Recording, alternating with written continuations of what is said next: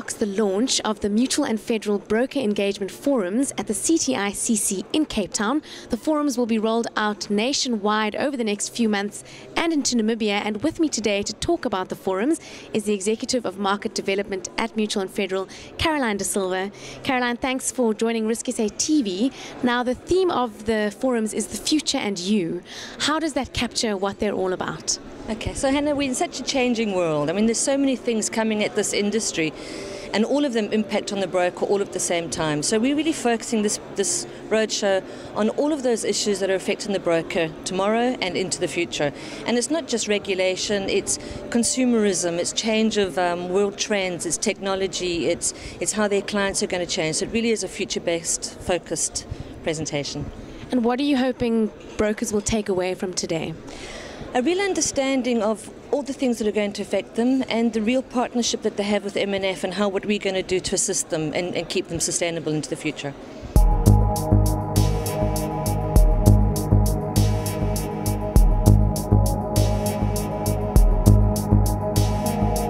Peter, you are rounding off all the sessions today with a presentation entitled The Noble Purpose. What is this noble purpose?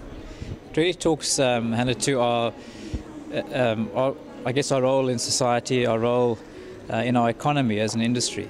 And I think, we often get a bad rap as insurers for all the claims that we don't pay. But in fact, as a percentage of what we do pay, it's a very, very small percentage. So we don't get enough credit for all of those claims that we do pay. And those claims stimulate our economy. They support our society because they often save people from financial ruin as well. So I think there's a lot of great positive stuff that we do as an industry, and that's the noble purpose. And in your presentation, you refer to the perceptions that potential employees have of the industry. Of course, one of the major challenges facing insurers is a lack of skills, and particularly black skills. How do you think the industry is faring when it comes to transformation, and what is Mutual and Federal doing in that regard?